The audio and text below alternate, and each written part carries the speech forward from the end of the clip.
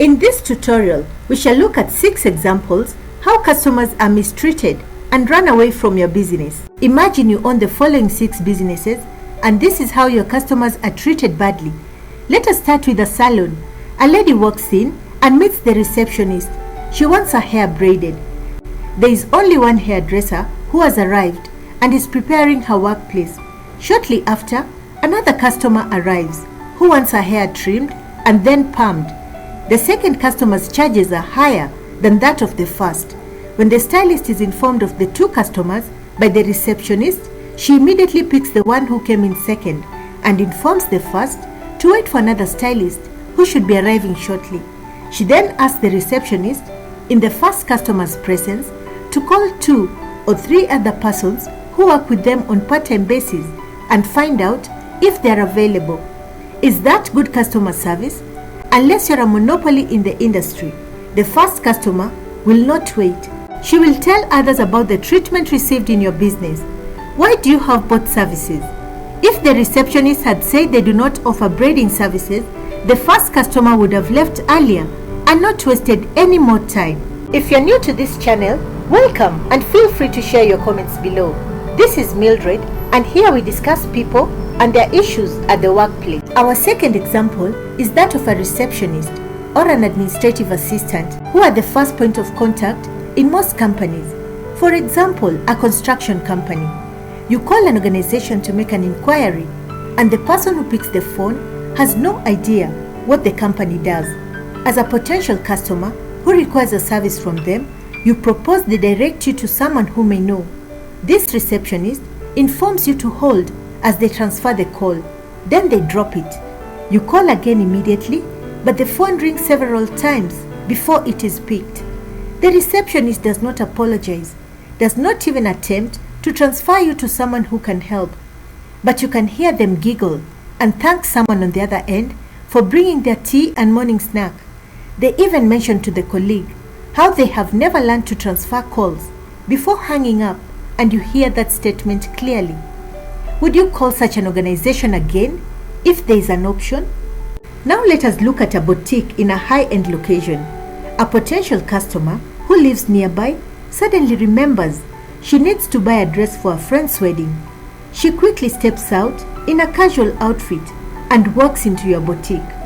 The salesperson looks at how she is dressed and continues scrolling on her phone, not a greeting, not acknowledging that a customer has walked in. She then calls a friend and they start laughing and chatting for several minutes. Then suddenly, her boss walks in and she quickly jumps, switches off her phone and dashes to the customer. Do you think this customer will pay any attention to them? And will they purchase any item from that boutique? No one wants to be treated badly and nobody wants to experience poor customer service. Have you ever been treated badly by a bank teller? This is our 4th scenario, which is a microfinance or a bank.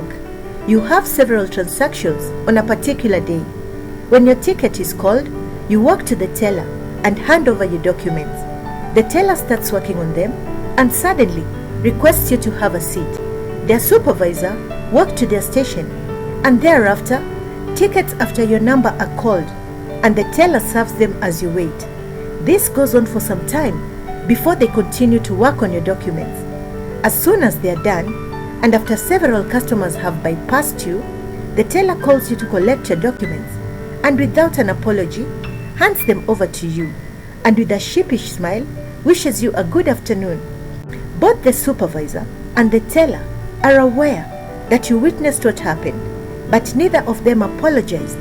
They simply assume that you are ignorant of the fact that they wanted to serve all those customers at your expense because you had more transactions.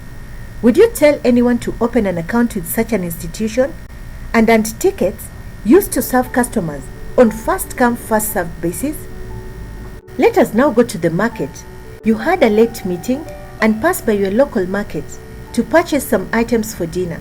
It is getting dark and there are several piles of potatoes, tomatoes and onions that you want to purchase. You ask the vendor to pack one pile of each since you do not have much time. This is done and you carry them home. On arrival, you find that most of the items are rotten and you paid premium price. The vendor took advantage of the darkness and piled what they could not have sold during the day. Do you think the vendor will get more business from this customer? Never. They'd rather purchase items from another vendor or a local supermarket that is well lit and get value for their money.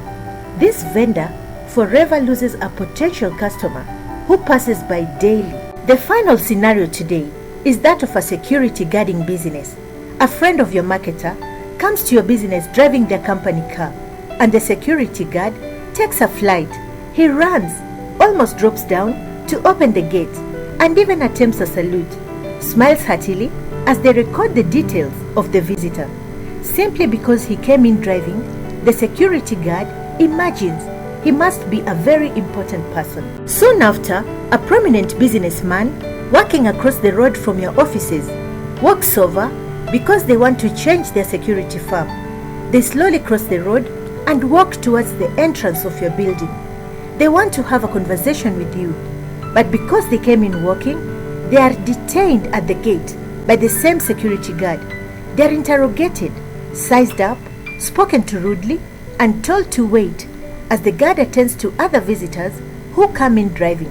Would such a person consider your security firm after such treatment?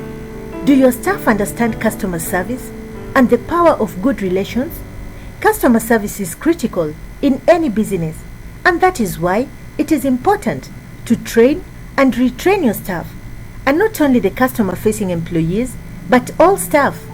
This is because without customers, there is no business. Thank you for watching today, and hope you've learned something. Please share with others who may benefit from this tutorial.